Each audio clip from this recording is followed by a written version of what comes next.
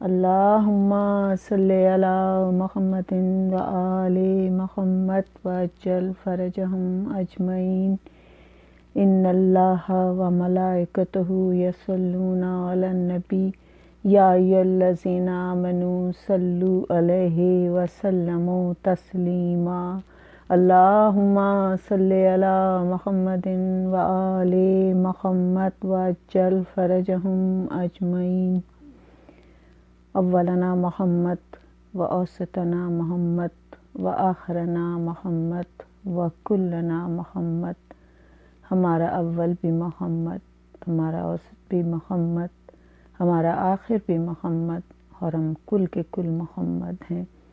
اللہم صلی علی محمد و آل محمد وعجل فرجہم اجمعین۔ میں آج اپنے مولا امام محمد باقر علیہ السلام کی ولادت کی آپ سب لوگوں کو بہت بہت مبارکباد دیتی ہوں، اور پنجتن پاک 12 امام چہاردہ معصومین کی خدمت میں مبارکباد پیش کرتی ہوں کہ آج کا دن اہل بیت کے گھرانے میں بہت خوشی کا دن ہے۔ میرے مولا امام محمد باقر علیہ السلام کی آمد کا اس دنیا میں دن ہے، قرآن ناطق کے اس دنیا میں آنے کا دن ہے۔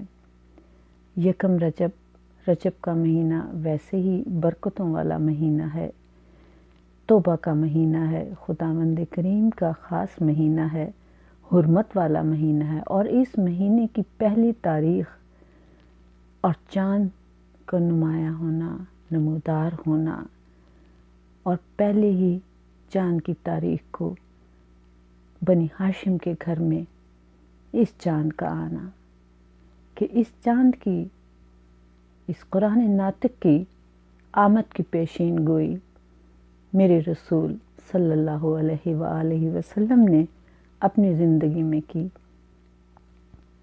نام بھی بتایا، اور اس کے علاوہ جو سب سے بڑی فضیلت ہے وہ یہ کہ آپ نے جو رحمت للعالمین ہے، جو سید الانبیاء ہے، اس نے اپنے پوتے کو سلام بھیجا، اور جناب جابر بن عبداللہ انصاری صحابی رسول ہیں، بہت جید صحابی ہیں، اور ان سے یہ اپنے تمام وارثوں کا نام بتاتے ہوئے کہ میرے وارث میرے جانے کے بعد سب سے پہلے علی ہوں گے، اس کے بعد حسن، حسین، اور سید سجاد، اور پھر سید سجاد کا ایک بیٹا ہوگا جو بالکل رفتار میں، گفتار میں، چال میں، ڈھال میں، شمائل میں، صورت میں، سیرت میں میرے جیسا ہوگا، اور اس کا نام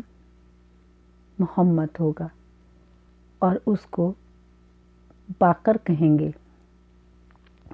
باقر جو علم کو ظاہر کرے گا، میرے وہ علوم جو اب تک پوشیدہ ہوں گے، وہ تمام ان علوم کو دنیا میں شگافتہ کرے گا۔ اور اس باقر کا نام توریت میں بھی ہے۔ یہ میرے رسول نے پیشین گوئی کی، اور آپ نے کہا کہ باقر کو میرا سلام بھی کہنا، اور آج وہ دن آ گیا کہ آپ کی پیشین گوئی مکمل ہونے والی ہے۔ شب جمعہ کی بابرکت رات گزرتی جا رہی ہے، ڈھلتی جا رہی ہے، اور جب صبح نمودار ہوئی جمعے کی، میرے امام اس دنیا میں تشریف لائے، تمام مدینے میں خوشی ہے، اور اس لیے بھی زیادہ خوشی ہے کہ یہ وہ ہستی اس دنیا میں تشریف لائی ہیں جو نجیب الطرفین کہلاتی ہیں، یعنی آپ کے دونوں طرف سے علوی ہیں آپ، کہ آپ حضرت علی کے ایک بیٹے کی جناب امام حسین علیہ السلام کے بیٹے جناب امام زین العابدین علیہ السلام سے میرے مولا امام حسن علیہ السلام کی بیٹی کی شادی ہوئی، جن کا نام بھی فاطمہ ہے، اور میرے مولا امام زین العابدین جن کا نام علی بھی ہے، اور آج علی اور فاطمہ کی گود میں دوبارہ سے محمد اس دنیا میں تشریف لے کر آئے ہیں۔ تمام مدینے میں خوشی کے ساتھ ساتھ آج بنی ہاشم کے گھروں میں بھی بڑی خوشی ہے، کیونکہ امام حسین کے گھر میں بھی اور امام حسن کے گھر میں بھی آج جناب زینب بھی بہت خوش ہیں، کیونکہ محمد باقر امام زین العابدین کے گھر میں آئے اور جو کہ آج دادی بن چکی ہیں، بہت خوش ہیں جناب زینب و کلثوم رقیہ۔ اسی طرح سے جناب ام فروہ بہت خوش ہیں، جناب قاسم بہت خوش ہیں۔ آج بنی ہاشم کے گھروں میں چاروں طرف خوشی کا سما ہے، اور آج امام حسین بہت خوش ہیں کہ آج بہت دعائیں مانگ مانگ کے میرے مولا نے جناب علی اکبر کو لیا تھا نانا کی شکل والا، اور آج ان کے ہی گھر میں آج محمد باقر علیہ السلام آئے ہیں، جو امام بن کے آئے ہیں اور بالکل نانا کی شکل ہیں۔ میرے مولا خوش ہیں، لیکن یہ اہل بیت کے گھرانے کا ایک سلیقہ تھا، ایک طریقہ تھا کہ کبھی اگر بزرگ گھر میں موجود ہیں، یعنی بڑا گھر میں موجود ہے، دادا ہے، نانا ہے، یہ جو بھی بزرگ ہیں وہ نام رکھتے تھے۔ جیسے کہ امام زین العابدین پیدا ہوئے تھے تو مولا حسین محراب مسجد میں جا کر امام زین العابدین کو لٹائے تھے اور کہا تھا، اے خداوند کریم، تو نے یہ نعمت مجھے دی ہے، میں تیرے سپرد کرتا ہوں۔ تو میرے مولا علی گئے اور جا کر اٹھا لائے تھے، 2 رکعت نماز پڑھی تھی اور آپ گھر لے آئے تھے۔ خداوند کریم کا شکریہ ادا کرے۔ آج جب محمد باقر علیہ السلام پیدا ہوئے تو سب سے پہلے خوشخبری میرے مولا حسین کو سنائی گئی۔ میرے مولا حسین اس حجرے میں تشریف لائے جہاں امام محمد باقر علیہ السلام سفید کپڑے میں لپیٹ کر بی بی نے آپ کی خدمت میں پیش کیا۔ میرے مولا حسین نے اپنے ہاتھوں پر نانا کی شبیہ کو لیا اور دیکھتے رہے، اور دیکھتے جاتے ہیں اور کہتے جاتے ہیں، بالکل نانا جیسی شکل ہے۔ والشمس چہرہ والقمر پیشانی، ما زاغ البصر آنکھیں۔ اور آپ دیکھیں جناب زینب ساتھ کھڑی ہیں، جناب ام فروہ ہیں، سب بیویاں مولا کے ساتھ کھڑی ہیں، اور آپ تعریف کرتے چلے جا رہے ہیں۔ اس کے ابرو دیکھو، قاب قوسین جیسے ہیں، بالکل نانا جیسے ہیں۔ اس کا تو ہاتھ نانا جیسے ہیں۔ میرے مولا تعریف کرتے جا رہے ہیں اپنے پوتے کی، اور خوش ہوتے جا رہے ہیں اور کہتے جا رہے ہیں، بالکل نانا جیسا ہے، بالکل نانا جیسا ہے۔ اس لیے کہ نانا کی شکل کے عاشق ہیں حسین، اور آج نانا جیسا ہی گھر میں تشریف لایا۔ میرے مولا کی چہرے سے خوشی کا اظہار ہو رہا ہے، زبان سے اظہار ہو رہا ہے، سب بیویاں خوش ہیں، اور آپ کہتے چلے جا رہے ہیں، بالکل نانا جیسا۔ اور کیوں نہ ہو، کیونکہ جناب امام حسن اور حسین دونوں کا ایک روپ بن کر امام محمد باقر علیہ السلام آئے۔ کیونکہ میرے مولا امام حسن علیہ السلام کو یہ کہا جاتا تھا کہ سر سے لے کے سینے تک آپ بالکل نانا جیسے ہیں، اور سینے سے لے کے قدم مبارک تک میرے مولا حسین جیسے۔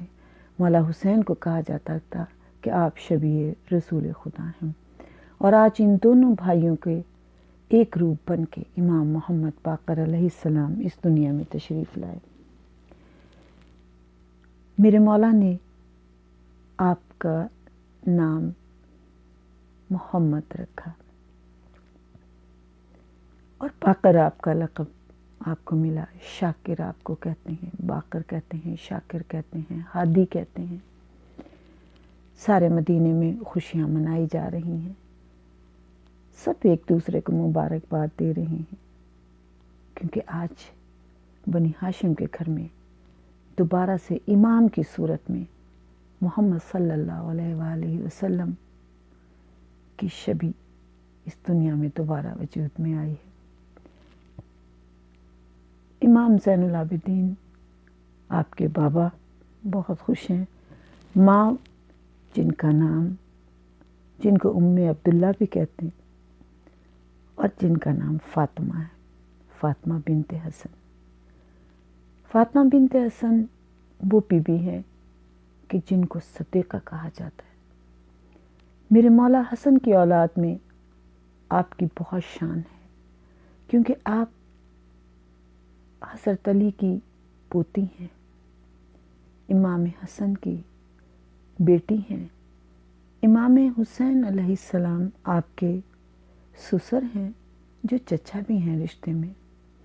آپ کے شوہر خود امام ہیں، آپ امام کی ماں ہیں، آپ امام کی دادی ہیں.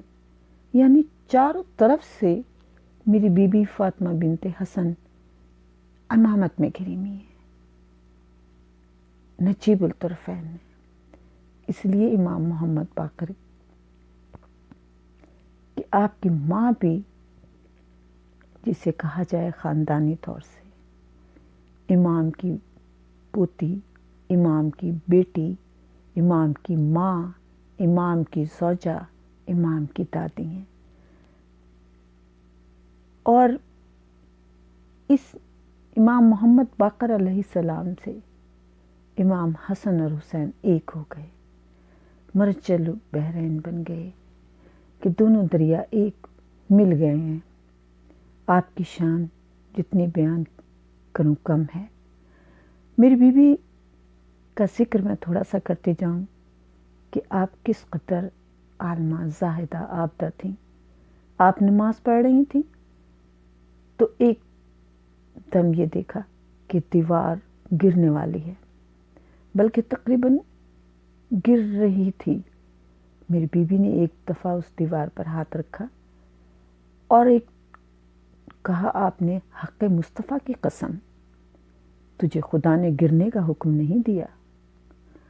اور وہ دیوار اسی طرح ٹیڑھی رہی، گری نہیں. میری بیوی نے نماز اپنی مکمل کی اور پھر جیسے ہی آپ وہاں سے ہٹیں وہ دیوار گر گئی. میرے مولا امام زین العابدین کو جب پتہ چلا، آپ آئے، بہت خوش ہوئے اور آپ نے 100 دینار جناب فاطمہ بنت حسن پہ سے صدقہ کر کے دیے. اور اس واقعے سے ہمیں ایک چیز یہ بھی معلوم ہوتی ہے کہ امام کا ہر عمل بغیر کسی وجہ کے تو ہوتا ہی نہیں. میرے مولا امام زین العابدین نے یہ بتایا کہ صدقہ دینا رد بلا ہے.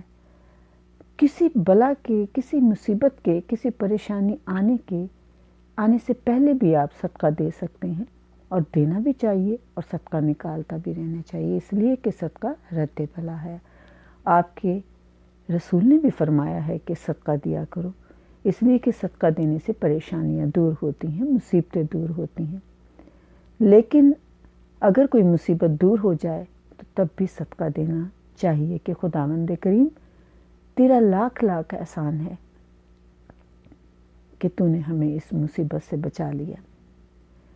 اور ایک تیسری بات جو مجھے اس واقعے سے میں دیکھتی ہوں تو مجھے بڑی خوشی ہوتی ہے کہ امام زین العابدین کو کتنی جان کی پرواہ تھی کہ آپ نے کہا کہ جان بچ گئی ہے.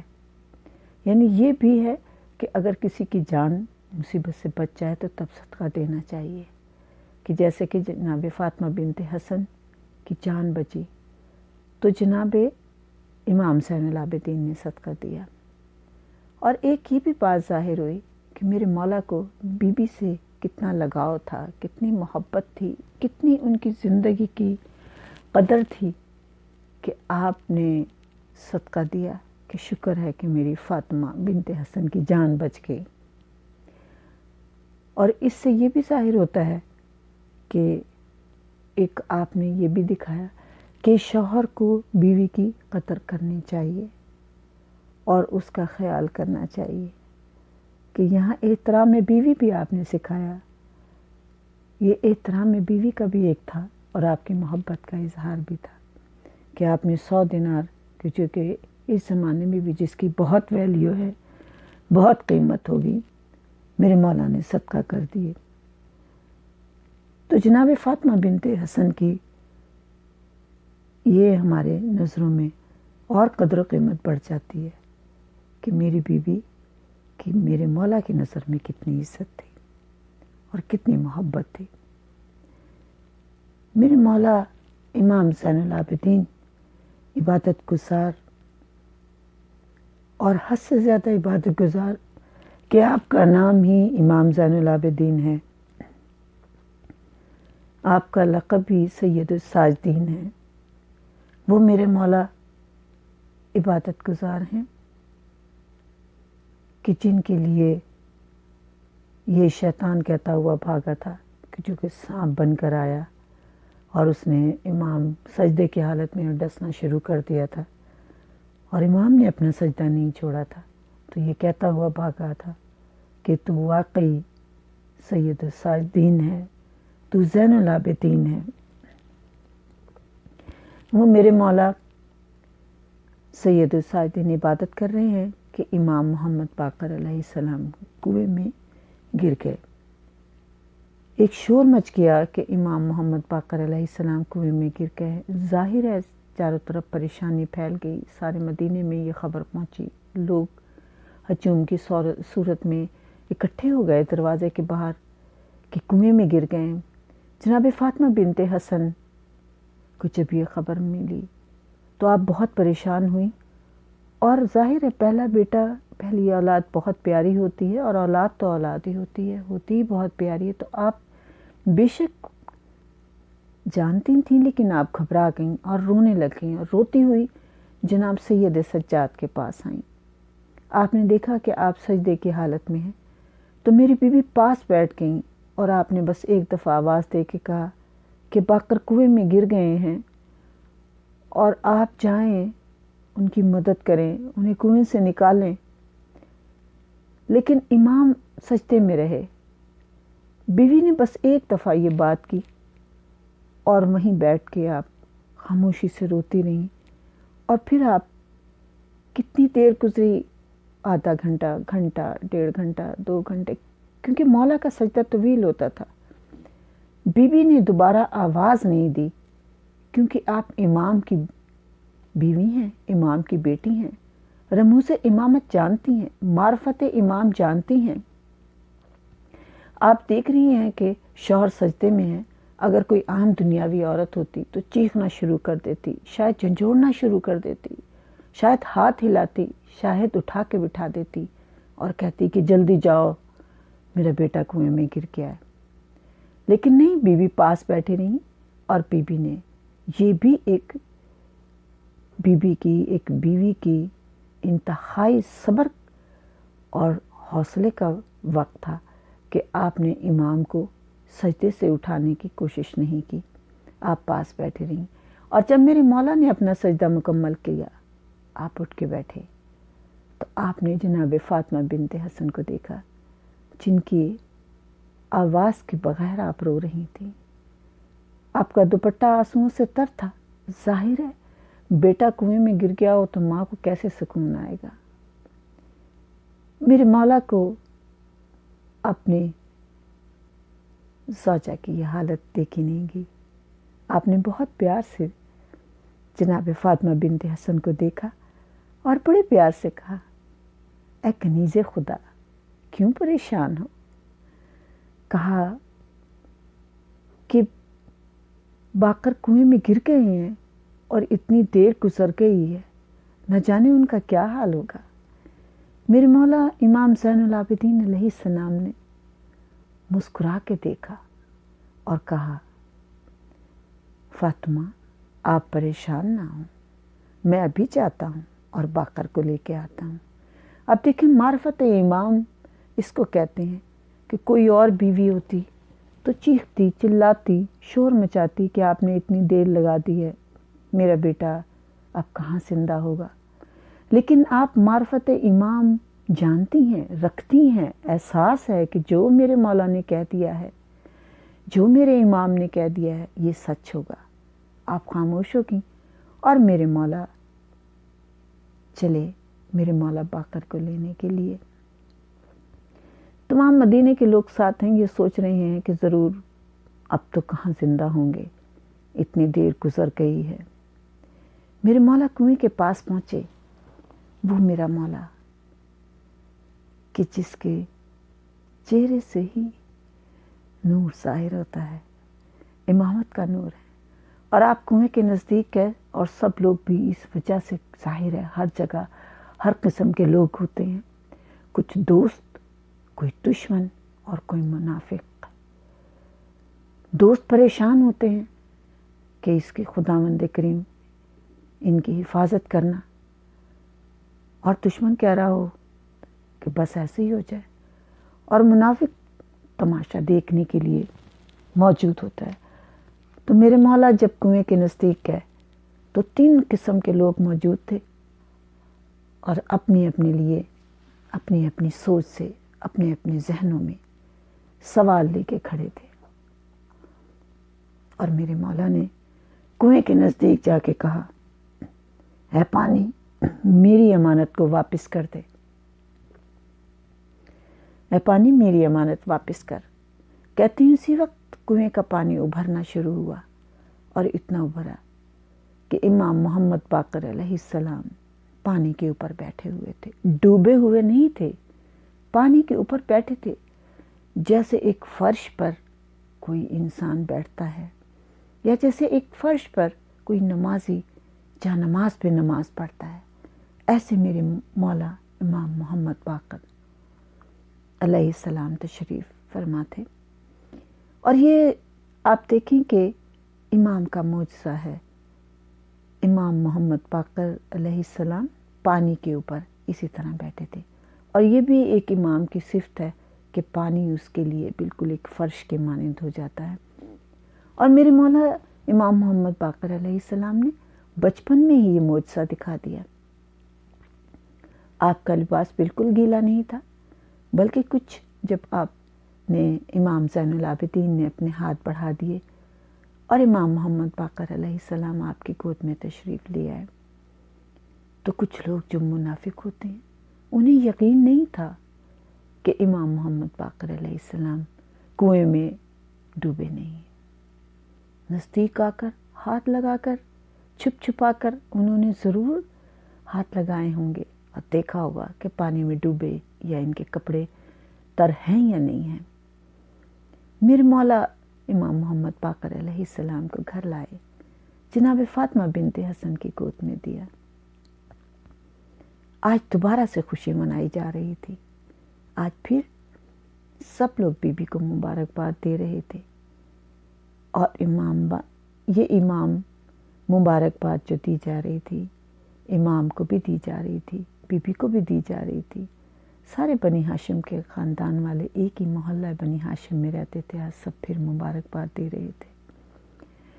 میرے مولا باقر علیہ السلام کی جتنا بھی میں ذکر کروں کم ہے، لیکن میرے مولا کے جیسے پروان چڑھے، اور آپ کربلا کے عینی شاہد بھی ہیں۔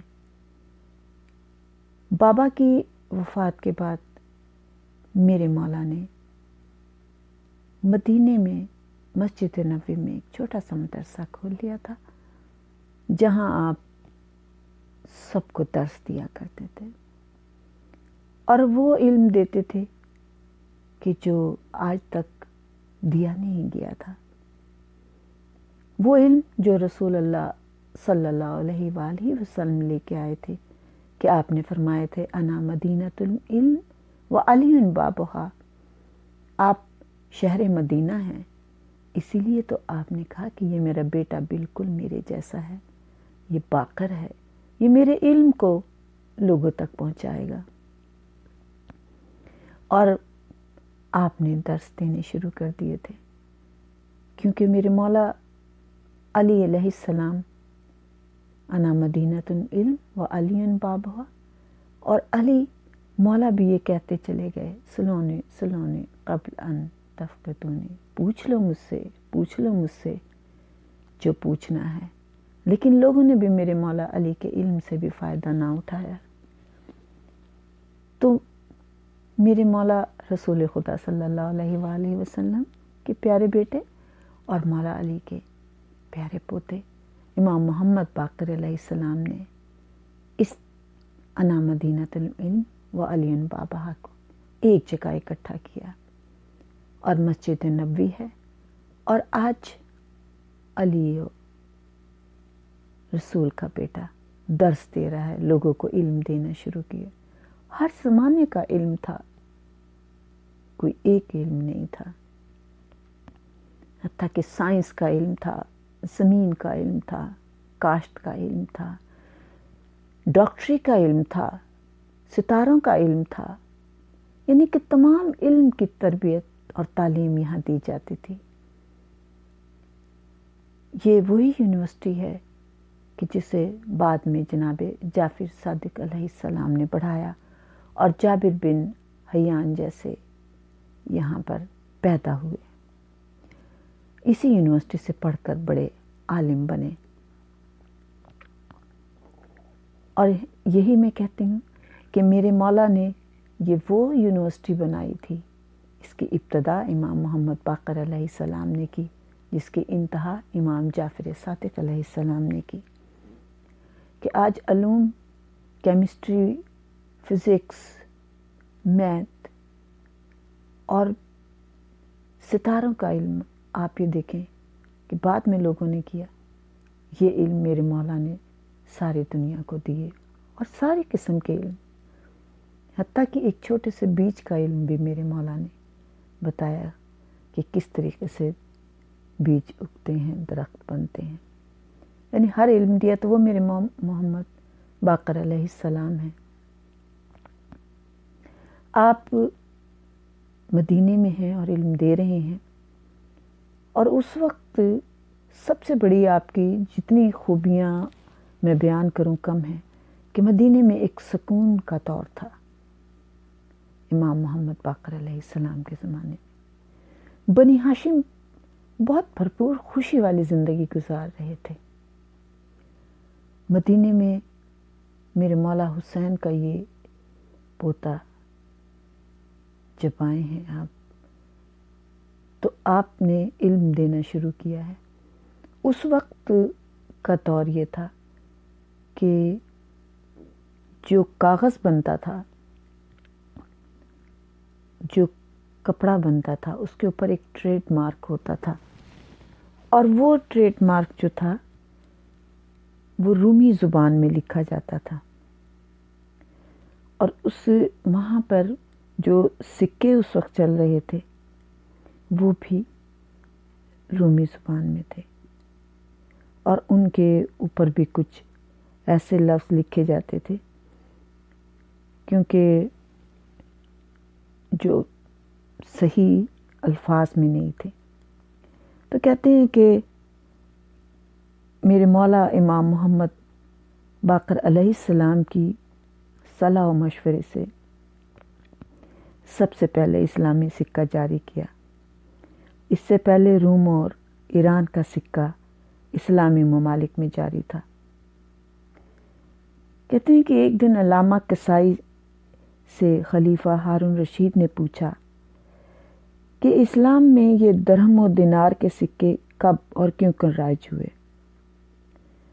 انہوں نے کہا کہ مجھے زیادہ تو نہیں پتہ، اتنا پتہ ہے کہ عبد الملک بن مروان نے اس کو ایجاد کیا، لیکن میں اس کی تفصیل سے نا واقف ہوں، اور مجھے نہیں معلوم کہ ان کے اجرا اور ایجاد کی ضرورت کیوں محسوس ہوئی، یعنی یہ درہم و دینار اسلامی ممالک میں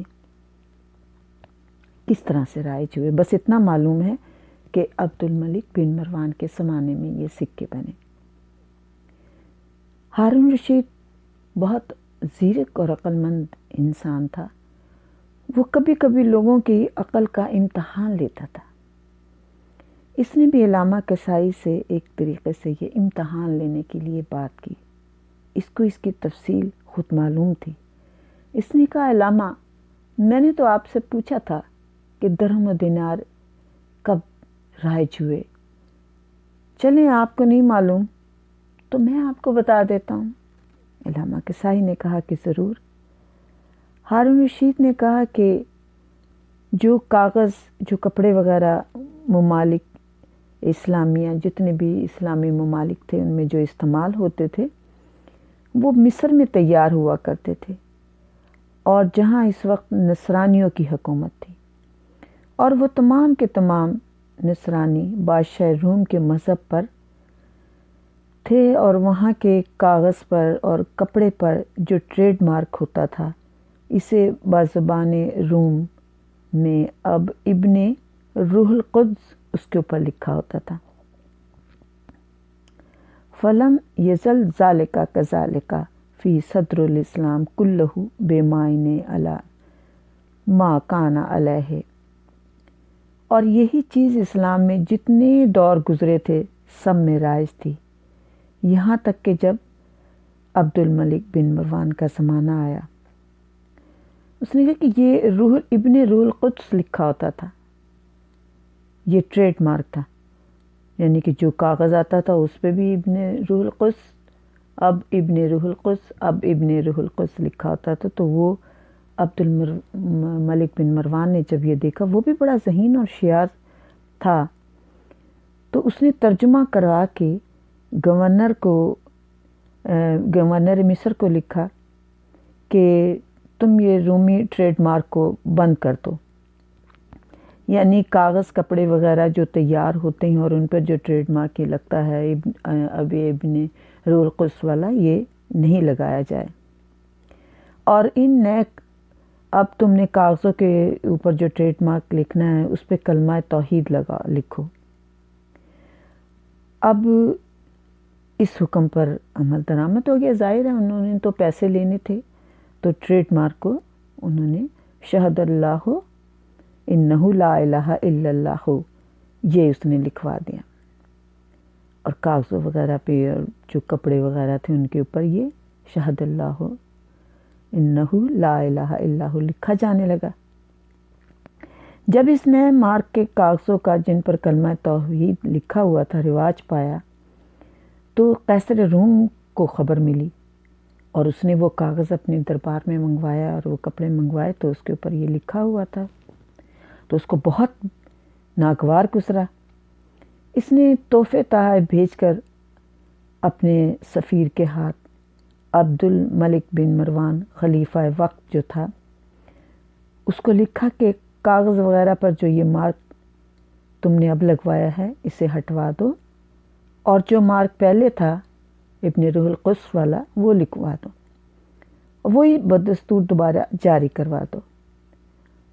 عبد الملک بن مروان نے انکار کر دیا، اور سفیر کو تحائف جو اس نے تحفے اور ہدیے وغیرہ بھیجے تھے وہ واپس بھیج دیے، اور اس کے خط کا جواب تک نہ دیا۔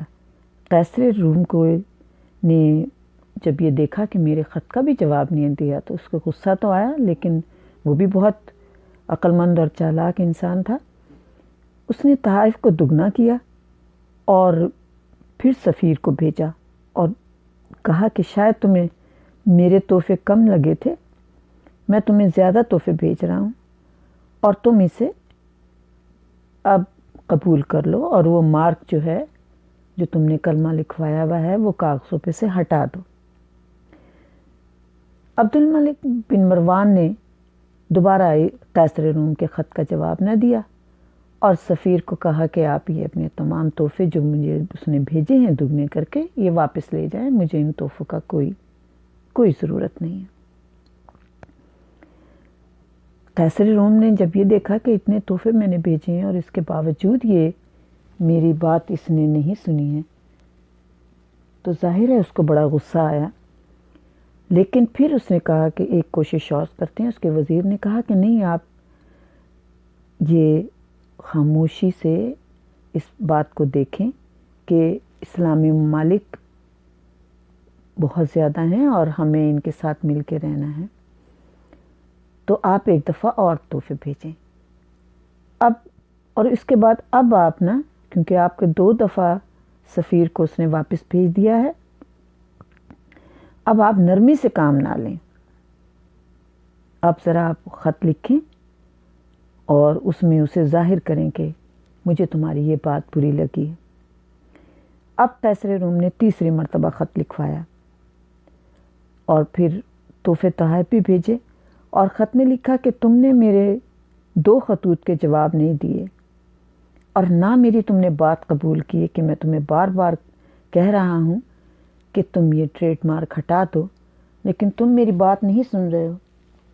تو اب میں قسم کھا کے کہتا ہوں کہ اگر تم نے اب بھی رومی ٹریڈ مارک کو دوبارہ سے اب ابن روح القدس کو تم نے پیپر پہ اور کپڑے پہ نہ لکھوایا اور نہ رواج دیا، اور توحید کے جو جملے تم نے کاغذ سے نہ ہٹائے، تو تم جانتے ہو کہ درہم و دینار تو میرے ہی چل رہے ہیں. تمہارے ممالک میں، سارے اسلامی ممالک میں درہم و دینار میرے ہیں. تو میں اب ان کے اوپر تمہارے نعوذ باللہ رسول کو گالیاں درہم و دینار پر نقش کرا کے تمام ممالک اسلامیہ میں رائج کر دوں گا، اور تم کچھ نہ کر سکو گے. اور پھر کتنا عقلمند آدمی تھا، جانتا تھا کہ اس قسم کا خط پڑھ کے تو پریشان تو ہوگا. تو آگے خط میں لکھتا ہے کہ ہاں، میں جانتا ہوں کہ اب تمہارے چہرے پہ، تمہارے ماتھے پر پسینے آ گیا ہوگا. اپنی پیشانی کا پسینہ پوچھ ڈالو، اور جو میں کہتا ہوں اس پہ عمل کرو، تاکہ ہمارے اور تمہارے درمیان جو رشتہ محبت قائم ہے بدستور باقی رہے. یعنی اس نے مکمل یہ دھمکی دے دی کہ درہم و دینار پر پھر میں نعوذ باللہ تمہارے رسول کو گالیاں لکھوا کے اور پورے اسلامی ممالک میں رائج کر دوں گا. پھر تم کیا کرو گے؟ کیونکہ جو درہم و دینار تھے وہ بھی انہی کے سکے تھے جو کہ اسلامی ممالک میں رواج پا رہے تھے اور لوگ استعمال کر رہے تھے. عبد الملک ابن مروان نے اس وقت خط کو پڑھا تو ظاہر ہے اس کے پاؤں تلے سے تو زمین نکل گئی، ڈر گیا، خوف زدہ ہو گیا، اور اس نے کہا کہ واقعی اگر یہ اس نے اس طرح کیا تو یہ کروا بھی سکتا ہے، کیونکہ درہم و دینار تو اس کے پاس سے ہی آتے ہیں. بہت پریشان ہو گیا. اس نے اپنے تمام دربار میں کہا کہ جتنے عالم ہیں، فاضل ہیں، اہل رائے ہیں، سیاستدان ہیں، سارے وزیر ہیں، سب کے سب دربار میں کل اکٹھے ہو جائیں. ان سب کو اکٹھا کیا اور ان سے مشورہ طلب کیا اور کہا کوئی ایسی بات سوچو کہ سانپ بھی مر جائے لاٹھی بھی نہ ٹوٹے، یعنی ہمارا کام بھی ہو جائے، اور یہ درہم و دینار جو ہیں جو اس کے ملک سے، قیصر روم کے ملک سے آتے ہیں، وہ جو ہے اس کے اوپر کوئی بات نہ لکھ سکے، اور ہمارا ٹریڈ مارک جو ہم نے بنایا ہے وہ بھی اسی طرح سے کاغذ اور کپڑے پہ چلتا رہے. تمام وزیر اکٹھے ہیں، مشورہ کر رہے ہیں ایک دوسرے سے. عبد الملک بن مروان نے ایک دن یہ بات کی، دوسرے دن سب کو بلایا، تیسرے دن سب کو بلایا، لیکن سب ناکام بیٹھے رہے اور کہا کہ ہمیں کوئی ایسی رائے سمجھ نہیں آ رہی کہ جس پہ عمل کیا جا سکتا ہو.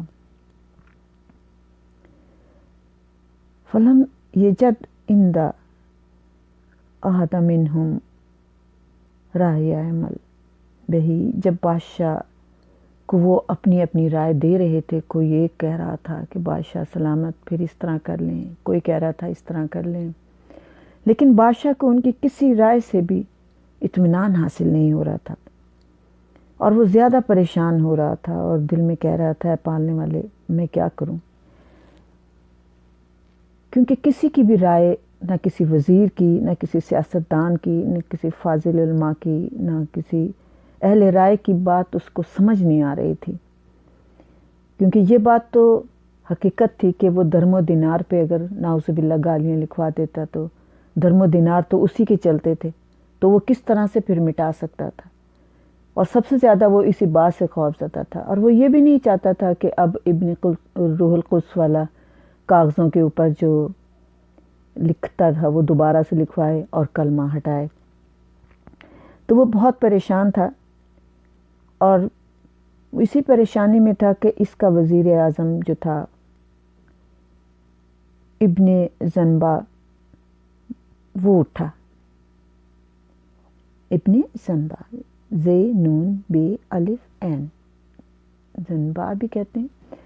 تو وہ اٹھا اور اس نے کہا بادشاہ میں اگر تجھے ایک بات کہوں، سارے درباریوں کی طرف دیکھا، سب لوگوں کی طرف دیکھا، سارے مجمع کی طرف نظر ڈالی اور کہا تم دیکھ لیا ان سب سے، اپنے وزیروں سے بھی تو نے مشورہ لے لیا، یہ فاضل علماء بیٹھے ہیں ان سے بھی لے لیا تو نے، اہل رائے سے بھی تو نے مشورہ لے لیا، یعنی تو نے ایک کوئی رائے لینے میں، کوئی مشورہ لینے میں کمی نہیں چھوڑی، لیکن بادشاہ تم کسی کی رائے سے مطمئن نہیں ہو، تو میں اگر تمہیں کچھ کہوں تو تم مان لو گے؟ تو بادشاہ کہنے لگا وائی حکمہ من، خدا تجھے سمجھے میں اتنا پریشان ہوں اور تو اب بھی یہی بات کر رہا ہے۔ تو وزیر نے کہا بادشاہ تو یقیناً جانتا ہے کہ اس اہم موقع پر اسلام کی مشکل کشائی کون کر سکتا ہے، لیکن تو اس کی طرف رخ نہیں کرتا۔ بادشاہ نے کہا، عبد الملک نے کہا کہ مجھے بتا تو صحیح۔ وزیر اعظم دل میں محبت تو رکھتا تھا اہل بیت کی، لیکن ظاہر نہیں کرتا تھا۔ وزیر اعظم نے تمام درباریوں کو دوبارہ دیکھا اور ایک ایک کی طرف اشارہ کر کے کہا تمہاری رائے، تمہاری رائے، تمہاری رائے۔ بادشاہ کو پسند نہیں آئی، پھر بادشاہ کی طرف دیکھ کے کہا جانتے تو تم بھی ہو کہ اس مشکل کا حل کون کر سکتا ہے، لیکن اقرار زبان سے نہیں کرتے۔ تو اس نے کہا نہیں، مجھے بتا تو صحیح، شاید میرے دماغ میں نہیں آ رہا، تم میرا وزیر اعظم ہے، بتا تو صحیح۔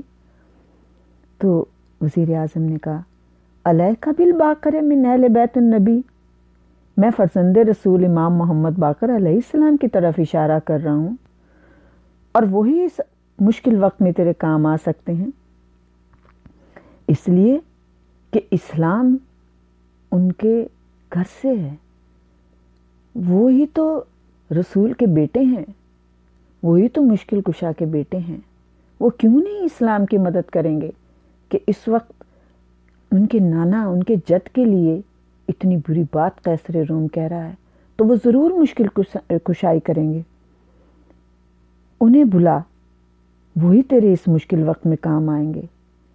جیسے ہی بادشاہ نے آپ کا نام سنا، کالا صدقتا، کہنے لگا خدا کی قسم تم نے سچ کہا ہے، واقعی تو میرا وزیر اعظم ہے اور صحیح رہبری کی ہے، اور تو نے اس وقت مجھے بڑی مشکل سے نکال دیا ہے، وہ ضرور وہ امام وقت ہیں۔ دیکھیں مان بھی گیا کہ امام وقت بھی ہیں اور اسلام کی مشکل کشائی بھی وہی کر سکتے ہیں۔ یہ ہوتا ہے ایک دینی بادشاہ اور یہ ہوتا ہے دنیاوی بادشاہ، اسے کہتے ہیں اولو الامر۔ یا ایھا الذین آمنوا اطیعوا اللہ واطیعوا الرسول واولو الامر منکم، اس کو کہتے ہیں اولو الامر۔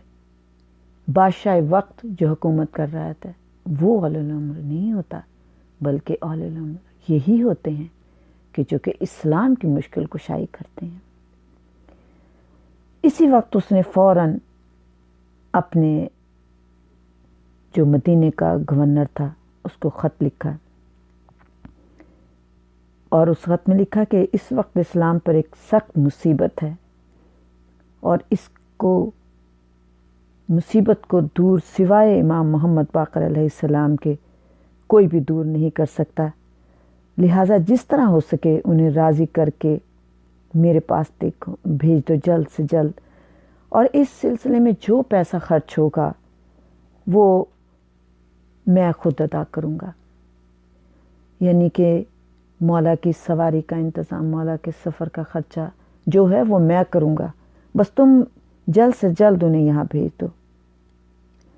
میرے مولا امام محمد باقر علیہ السلام کی خدمت میں عبد الملک بن مروان کا پیغام پہنچا۔ مدینہ کے گورنر نے کہا کہ آپ کو عبد الملک نے بلوایا ہے اور اس کو کوئی اسلام کے لیے آپ کی ضرورت ہے، آپ کے نانا کے دین کی اس وقت آپ کی ضرورت ہے۔ میرے مولا مسجد نبوی میں تشریف فرما تھے۔ آپ نے سب کی طرف دیکھ کے کہا، اسلام کا کام ہے، لہٰذا میں اپنے تمام کاموں کو اس کام پہ ترجیح دیتا ہوں اور میں جلد واپس آؤں گا۔ آپ نے سب کو تسلی دی، گھر گئے، تیاری کی۔ میں کہتی ہوں میرے مولا نے آج اپنے نانا کی عبا پہنی، نانا کی قبا پہنی، نانا کی نالین پہنی، نانا کا جبہ پہنا، نانا کا پٹکا پہنا، نانا کا امامہ پہنا۔ آج محمد صلی اللہ علیہ وآلہ وسلم کی شبی جو رفتار میں، جو گفتار میں، جو شمائل میں، جو صورت میں، جو سیرت میں مکمل محمد صلی اللہ علیہ وآلہ وسلم جیسے تھے۔ آپ تیار ہوئے، ہاتھ میں ذوالفقار لی اور مدینے سے روانہ ہوئے۔ آپ وہاں سے روانہ ہو کر بہرحال آپ عبد الملک بن مروان کے دربار میں آئے۔ بادشاہ چونکہ بہت سخت پریشان تھا، اس لیے اس نے آپ کے استقبال کی بڑی تیاری کی اور خود جا کر لے کر آیا آپ کو، اور جب دربار میں آیا تو اپنے ساتھ کرسی پر بٹھایا ساتھ والے، اور سب بہت خوش تھے۔ اور وہی پھر میں ایک بات کہوں گی کہ کچھ منافق تھے، کچھ دوست تھے اور کچھ دشمن بھی۔ تو سب نے کہا کہ جب ہم سے اس بات کا حل نہیں نکلا، ہم جو اتنا سارا دربار بھرا ہوا ہے، جو منافق اور دشمن تھے وہ یہی سوچ رہے تھے، تو یہ کیسے اس مسئلے کا حل نکال سکتے ہیں؟ اور میرے مولا نے جب آپ گئے اور آپ اپنی مسند پر بیٹھے، آپ نے سارے درباریوں کی طرف نظر ڈالی، آپ مسکرائے اور پھر آپ نے کہا کہ سب تعریفیں اس اللہ کی ہیں۔ آپ نے حمد و ثنا کی اور پھر آپ نے بادشاہ کی طرف دیکھ کے کہا، لا یاسما ھذا علیک فإنہ لیس بشیء۔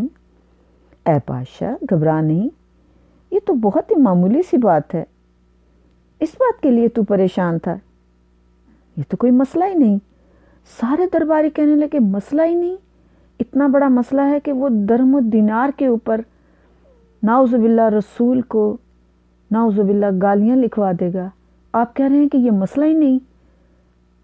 مسئلہ صرف ایک ہی ہے، ہم نے اس بادشاہ کو یہ کہا ہے کہ بہتر یہی ہے کہ وہ جو ٹریڈ مارک ہے دوبارہ سے وہی لکھوا دیا جائے، کیونکہ اس سے ہم مقابلہ نہیں کر سکتے۔ میرے مولا نے ان تمام درباریوں کی طرف دیکھا، پھر وزیر اعظم کی طرف دیکھا جس نے مولا کو بلانے کا مشورہ دیا تھا، مسکرائے اور کہا کہ تم نے اچھا کیا جو بادشاہ کو یہ مشورہ دیا کہ مجھے بلا لیا، یہ کوئی مسئلہ نہیں ہے، اس مسئلے کو میں ابھی حل کیے دیتا ہوں۔ سارے درباری حیران ہو کے دیکھنے لگے کہ مسئلے کا حل مل گیا ہے۔ آپ نے بادشاہ کی طرف دیکھا اور کہا کہ قیصر روم کو اس فعل قبیح پہ میں قدرت ہی نہیں دوں گا کہ میرے نانا کے لیے کوئی نعوذ باللہ الفاظ لکھے اور دین اسلام کا نام کو مٹائے۔ میرے مولا نے ظاہر کیا کہ ہم ہی ہیں جو مشکل کشاں ہیں اس وقت کے، اور ہم ہی ہیں جو دین اسلام کو بچانے والے ہیں، اور ہم ہی ہیں جو نام محمد کو بچانے والے ہیں۔ بادشاہ سن، مجھے معلوم ہے اور مجھے یہ بھی معلوم ہے جو تو جانتا ہے تو اس وقت کا جانتا ہے، اور جو ہم ہیں ہم ماضی بھی جانتے ہیں، ہم مستقبل بھی جانتے ہیں، اور ہمیں یہ معلوم ہے کہ یہ کام تیرے ہی ہاتھوں سے ہونا تھا۔ یہ کام جو درہم و دینار ہے اور یہ جو ٹریڈ مارک تو نے لگایا ہے، یہ تو نے نہیں لگایا، تیرے ہاتھوں سے خداوند کریم نے یہ کام کروانا تھا،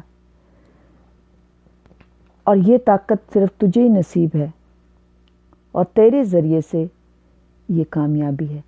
لیکن اس کامیابی کو مکمل کرنے کے لیے میں محمد باقر موجود ہوں۔ آپ نے کہا کہ بس اسی وقت تو حقاق بلا اور کاریگروں کو بلا۔ تو اس نے کہا وہ کس لیے؟ اس نے کہا آئندہ سے درہم و دینار کے جو سکے ہیں وہ اب اس بادشاہ کے نہیں چلیں گے، بلکہ ہم اپنے درہم و دینار کے سکے نئے بنوائیں گے، نئے ڈھلوائیں گے، اور وہ تمام سکے تمام اسلامی ممالک میں جاری کر دو۔ بادشاہ نے پوچھا کہ ان کی کیا شکل و صورت ہوگی اور وہ کس طرح ڈھلیں گے؟ امام نے فرمایا کہ سکے کے ایک طرف کلمہ توحید، دوسری طرف پیغمبر اسلام کا نام، کیونکہ اس نے کہا تھا نا کہ نعوذ باللہ تیرے رسول کا نام لکھ کے میں گالیاں لکھوں گا، تو اب تو یہ کر کہ ایک طرف کلمہ توحید لکھ جو تو نے ٹریڈ مارک بنایا تھا کاغذ کے اوپر، وہ اب درہم پہ لکھ، دینار پہ لکھ، اور دوسری طرف رسول کا نام لکھ، اور پھر جس سن سے تو نے یہ شروع کیا ہے اس کے اوپر ہر سکے کا اس سن سے اس سن کا نام، یعنی کہ جون سا ہے وہ سن لکھتا چلا جا ہر سکے کے اوپر۔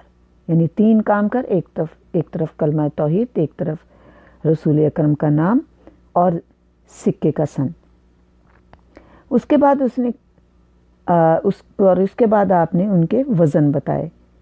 آپ نے کہا کہ درہم کے 3 سکے اس وقت جاری ہیں جو 10 مسقال کے 10 ہوتے ہیں۔ اسی طرح آپ نے تمام سکوں کے وزن بتائے، اور پھر آپ نے کہا کہ 7 مسقال کی قیمت سونے کے دینار تیار کر۔ سکہ درہم کا نقش پھر آپ نے دیکھا تو اس میں فارسی میں تھا۔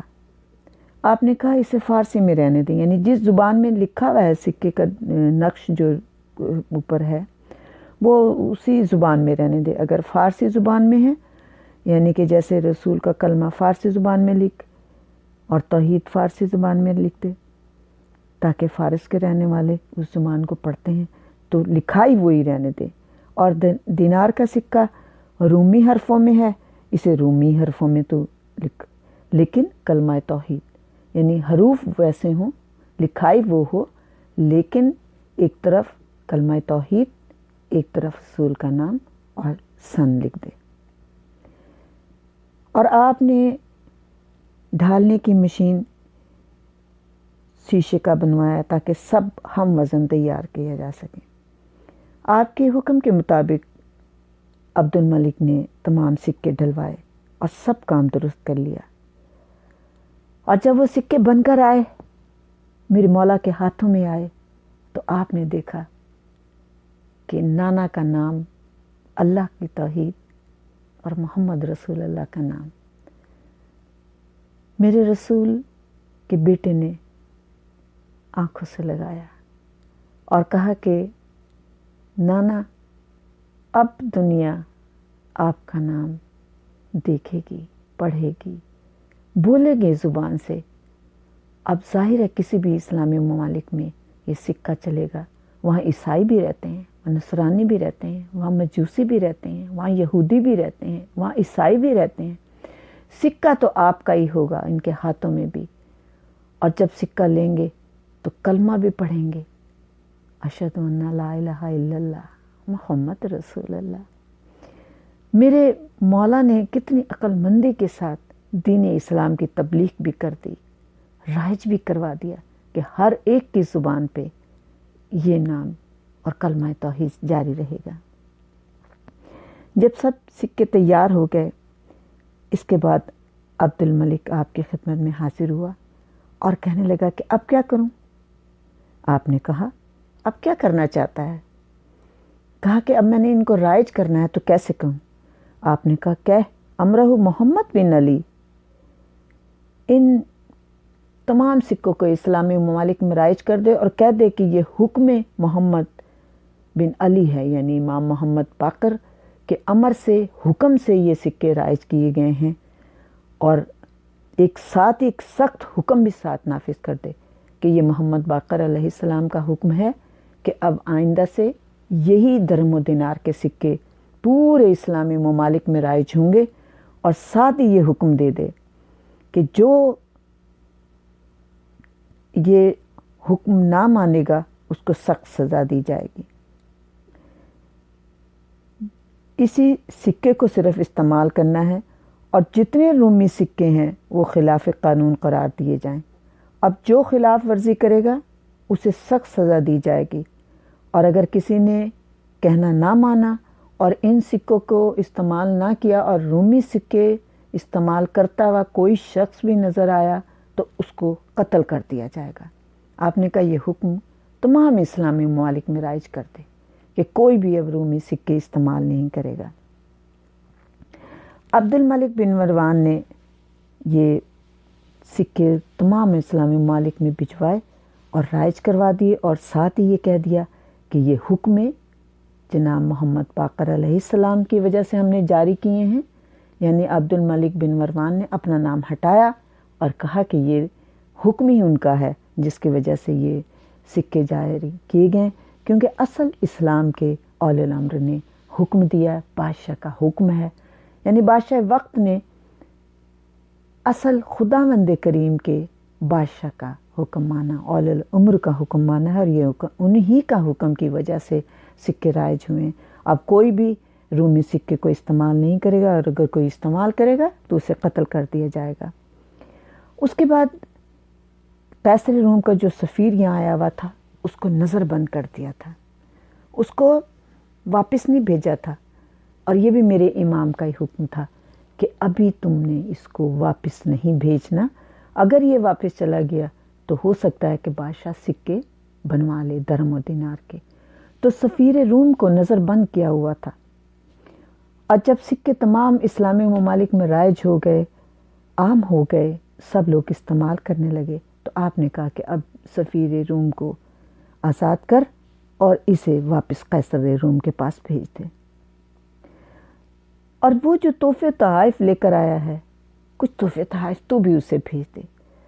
سفیر روم یہاں سے رہا ہو کر جب قیصر روم کے پاس پہنچا اور اس سے ساری داستان بتائی کہ وہاں پہ تو وہ رومی سکے ختم ہی کر دیے ہیں، درہم و دینار ختم کر دیے ہیں، اور اس کی جگہ نئے درہم و دینار آ گئے ہیں، اور کہنے لگا کہ وہاں پہ عبد الملک بن مروان نے یہ کام نہیں کیا، بلکہ وہاں رسول کا بیٹا محمد باقر علیہ السلام ہیں جنہوں نے یہ عقل دی ہے، جنہوں نے یہ بات بتائی، جنہوں نے یہ مسلمانوں کی مشکل کشائی کی ہے، اور تمام ممالک میں یہ درہم و دینار بنا گئے، اور ہمارے درہم و دینار ختم ہو گئے، اب ہماری وہاں پہ کوئی ویلیو نہیں رہ گئی۔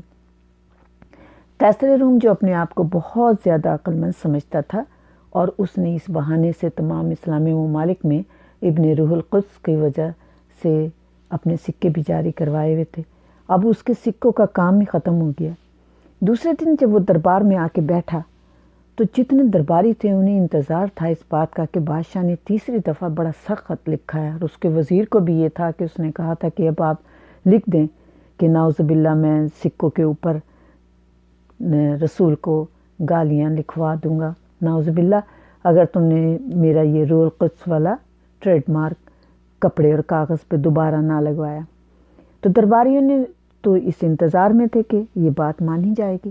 جب وہ آیا اور اس نے کہا کہ سارے دربار والے انتظار میں تھے، بادشاہ سلامت، سفیر روم آ کے کھڑا ہوا، بادشاہ سلامت اب تو ہماری بات مانی جائے گی نا، ڈر گیا ہوگا، اسلامی ممالک کا بادشاہ عبد الملک ڈر گیا ہوگا۔ تو بادشاہ نے اپنا سر نیچے ڈال لیا اور کہا کہ عبد الملک میں تو شاید عقل نہیں تھی، نہ اس کے درباریوں میں اتنی عقل تھی، نہ ہی اس کے وزیروں میں اتنی عقل تھی، نہ ہی کوئی وہاں عالم ایسا تھا کہ جس کے پاس اس مشکل کا حل ہوتا، لیکن وہاں ان کے نبی محمد صلی اللہ علیہ وآلہ وسلم کا بیٹا محمد باقر علیہ السلام آیا، اور یہ تمام بات مجھے سفیر روم نے بتائی۔ اس نے آ کے اس مشکل کا حل بتایا، اور اس نے جو دینار اور درہم بنوائے ہیں ان پہ کلمہ توحید بھی لکھوایا ہے اور محمد رسول اللہ کا نام بھی لکھوایا ہے۔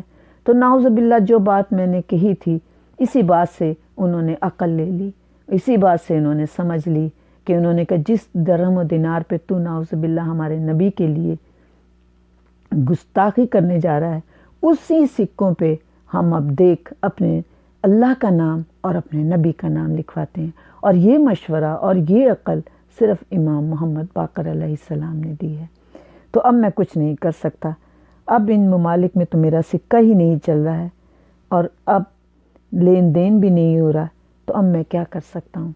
تو یہ اتنی بڑی فتح تھی میرے مولا محمد باقر علیہ السلام کی، جو آپ نے اپنی عقل سے، اپنی سمجھ سے، اپنے علم سے، اور بادشاہ وقت بھی خوش ہو گیا، اور اولی الامر نے اپنے امر کو جاری بھی کر دیا۔ تو یہاں اس چیز سے یہ ظاہر ہوا کہ اس واقعے سے کہ جو دنیاوی بادشاہ ہوتا ہے وہ صرف بادشاہ ہوتا ہے، اس کی عقل بھی اتنی ہی ہوتی ہے جتنی ہونی چاہیے، لیکن جو اولی الامر ہوتا ہے وہ تمام مشکلوں کو حل جانتا ہے، عقل جانتا ہے۔ میرے مولا نے بڑے آسان طریقے سے اس قیصر روم کے لفظوں کو ہی دماغ میں رکھ کے اس مشکل کا حل کیا کہ تو درہم و دینار کے اوپر میرے نانا کا نام لکھوائے گا، نعوذ باللہ گالیاں لکھوائے گا، تو لے ان درہم و دینار پہ اب میرے اللہ اور میرے رسول کا نام ہی کندہ ہوگا اور رائج ہوا۔ اس وقت سے پھر دنیا میں درہم و دینار محمد رسول اللہ کے ذکر سے آباد ہوئے، اور اس طریقے سے آپ نے ہر ایک مجوسی نصرانی کو بھی جب درہم ہاتھ میں لیتا تھا تو سکہ لے کے یہی کہتا تھا اشہد ان لا الہ الا اللہ محمد رسول اللہ۔ میرے مولا آج کے اس ذکر سے میں صرف اتنا کہتی ہوں کہ میرے مولا وہ ہیں کہ جو امام وقت، اس وقت امام زمانہ بھی اس ذکر کو ضرور سنیں اور مولا قبول کر لیں۔ تو میرے مولا امام محمد باقر کا ایک چھوٹا سا واقعہ کہ دیکھنے میں امام آپ سب کو نظریہ آتا تھا کہ امام کے پاس قناعت اور صبر ہے۔ ایک شخص ربی میرے مولا کے گھر آیا، دیکھا گھر میں بہت سناٹا تھا۔ میرے مولا اپنے گھر میں اکیلے ہیں، تو یہ کہتا ہے کہ میں نے مولا کے گھر میں مہمان بن کے رہنا ہے، کچھ دن تو مولا کی خدمت کروں۔ جب گھر میں آیا تو دیکھا تو کھانے کو بھی نہیں ہے، بڑا پریشان ہوا، ہے تو انسان ہی نا، تو سوچا کہ کیا کروں۔ مولا نے نماز پڑھنی شروع کر دی، اس نے بھی نماز پڑھنی شروع کر دی مولا کے پیچھے، نماز پڑھتا جا رہا ہے، لیکن بھوک ستا رہی ہے، بھوک لگ رہی ہے، اور مولا کی نماز تو نہ ختم ہونے والی ہے۔ تو یہ سوچتا جا رہا ہے کب مولا کی نماز ختم ہو، کب مجھے کھانا ملے، مولا کے گھر میں مہمان ہوں، اور یہ تو سید الانبیاء کے بیٹے ہیں، یہ تو علی جیسے سخی کے بیٹے ہیں، سخاوت تو ان کا کام ہے، کھانا تو یہ کھلاتے ہیں، امام حسن کا دسترخوان چلتا تھا، تو کھانا تو مجھے یہاں بہت اچھا ملنا چاہیے، لیکن مولا کے گھر میں تو کچھ بھی نہیں ہے، مولا بس نماز پڑھ رہے ہیں، پتہ نہیں مولا کی نماز کب ختم ہو۔ دنیاوی انسان تو اتنی ہی دیر نماز پڑھ سکتا ہے نا، مولا جیسی نماز تو نہیں پڑھ سکتا، وہ خشوع خضوع تو نہیں حاصل ہو سکتا۔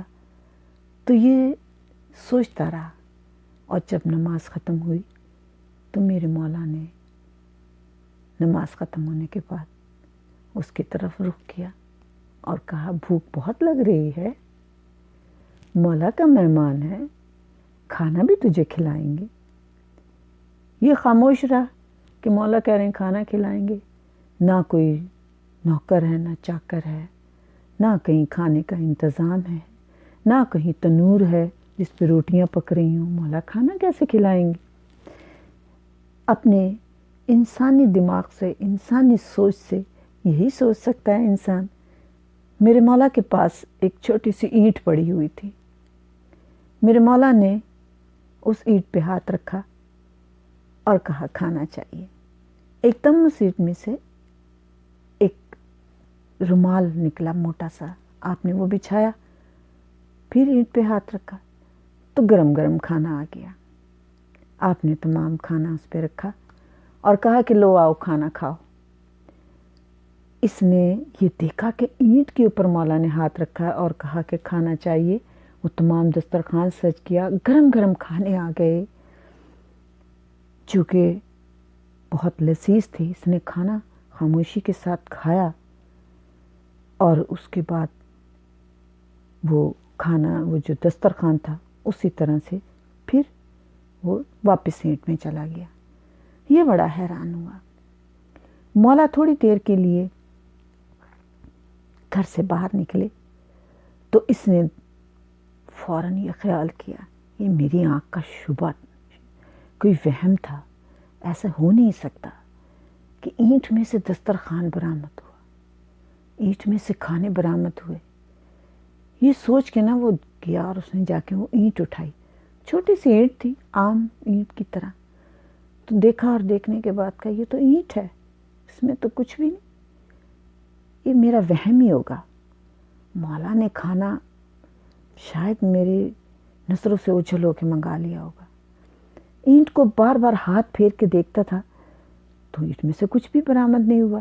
اس کے بعد اینٹ کو وہیں رکھ دیا۔ جس وقت وہ اینٹ کو رکھ رہا تھا اسی وقت میرے مولا واپس آئے اور آپ نے کہا یہودیوں کی طرح مت سوچ،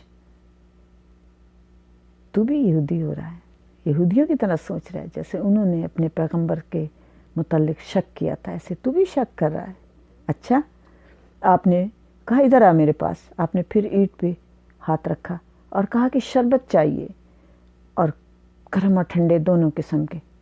جیسے آپ نے یہ کہا اسی وقت ایک دم اینٹ میں سے ٹھنڈا شربت بھی آ گیا، گرم قہوہ بھی آ گیا۔ کہا لو پیو، ٹھنڈا پینا ہے ٹھنڈا پیو تاکہ تمہارے دل و دماغ کو زیادہ سکون ہو۔ اس نے وہ شربت پیا، بہت لذیذ شربت تھا۔ کہنے لگا مولا مجھے معاف کریں۔ کہا نہیں، تم صرف یہ جانتے ہو کہ ہم کچھ کر نہیں سکتے، ہم عام تمہاری طرح کے انسان ہیں، نہیں، ہم علم لدنی کے مالک ہیں، خداوند کریم نے ہمیں معجزات اور کرامات دیے ہوئے ہیں، لیکن ہم تمہیں دکھاتے نہیں، بتاتے نہیں۔ تو یہ میرا معجزہ ہے، یہ دیکھ خداوند کریم ہمیں کبھی بھوکا پیاسا نہیں رکھتا۔ میرے مولا، آپ کی شان کے صدقے جاؤں، آپ کے فضائل کے صدقے جاؤں، آپ کے معجزات کے صدقے جاؤں۔ مولا، آپ کی ذات کو کوئی دنیا نہ سمجھ سکی نہ سمجھے گی۔ بہرحال آج کے دن کے صدقے میں اے میرے مولا امام زمانہ، اے میرے مولا پنجتن پاک جناب رسول خدا، آپ کے لال محمد باقر علیہ السلام کی آپ کو بہت بہت مبارک ہو۔ مولا علی، مولا حسن حسین، بی بی پاک زہرا، اور میرے مولا امام زین العابدین علیہ السلام، جناب فاطمہ بنت حسن، جناب زینب و کلثوم و رقیہ، کہ آج آپ اتنے عظیم ہستی کی دادی بنی ہیں، آپ کو بہت بہت مبارک ہو۔ جناب ام فروہ، کیونکہ آپ نانی ہیں، جناب قاسم آپ ماموں بنے ہیں، آپ کو بہت مبارک ہو۔ اور جناب علی اکبر علیہ السلام، آپ کے گھر آپ کا پیارا بھتیجا آیا ہے جو بالکل آپ جیسے شکل ہے، کیونکہ آپ بھی تو نانا کی شکل ہیں، آپ کو بہت بہت مبارکباد۔ اور جناب غازی ابو الفضل العباس، آپ کو بہت بہت مبارکباد، کیونکہ آپ بھی آج دادا بھی بن گئے ہیں، اور میں آپ سب لوگوں کو مبارکباد دیتی ہوں، سارے بنی ہاشم کی ہستیوں کو، محمد حنفیہ کو مبارکباد دیتی ہوں۔ آپ سب لوگوں کو بہت بہت مبارکباد ہو، اور اس دن کے صدقے میں میرے مولا ہمارے گناہ کبیرہ صغیرہ کو معاف کر دینا۔ اے میرے مولا جو مومن اور مومنات اس دنیا سے چلے گئے ہیں ان کو بخش دینا، ان کی قبروں میں آج کے دن کے صدقے میں نور محمدی سے منور کر دینا۔ اے میرے مولا جو بے اولاد ہیں آج کے دن کے صدقے محمد باقر علیہ السلام کے صدقے سے، اے میرے مولا حسین آپ سب کو اولاد دیتے ہیں، انہیں اولاد عطا کر دینا۔ اے میرے مولا آج کے دن کے صدقے میں جو بے روزگار ہیں ان کو روزگار عطا کر۔ اے میرے مولا جن کے گھر میں رزق کی تنگی ہے انہیں رزق عطا کر دے۔ اے میرے مولا مقروض کے قرض عطا کر دینا۔ اے میرے مولا جو بیمار ہیں ان تمام بیماروں کو آج کے دن کے صدقے میں صحت کلی عطا کر دینا۔ اے میرے مولا جو بے گناہ قیدی ہیں انہیں رہائی دے دینا۔ اے میرے مولا کچھ ایسے لوگ ہیں جو اپنی زبان پہ لفظ نہیں لے کر آتے، دل میں دعا رکھتے ہیں، ان سب کی دعاؤں کو قبول کر لینا۔ اے میرے مولا ہمارے گناہ کبیرہ صغیرہ کو معاف کر دینا، میرے گناہ کبیرہ صغیرہ کو بھی معاف کر دینا۔ اے اللہ ہماری عاقبت بخیر کر دینا۔ اے میرے مولا آج کے دن کے صدقے میں ہمیں وقت آخر میرے مولا کا میرے مولا آپ لینے آئیں۔ اے میرے مولا قبر میں آپ آئیں۔ اے میرے مولا روز محشر آپ ہماری شفاعت کریں۔ جناب رسول خدا اصلاح کے صدقے ہماری شفاعت کرنا، ہمیں مدد کر، ہمیں پیاس کی شدت سے بچانا، ہمیں لوائے الحمد کے سائے میں رکھنا، ہمارے گناہوں کو معاف کر دینا، امام زمانہ کا جلد ظہور ہو جائے۔ اے میرے مولا ان الفاظ کو، اس ذکر کو قبول کر لینا،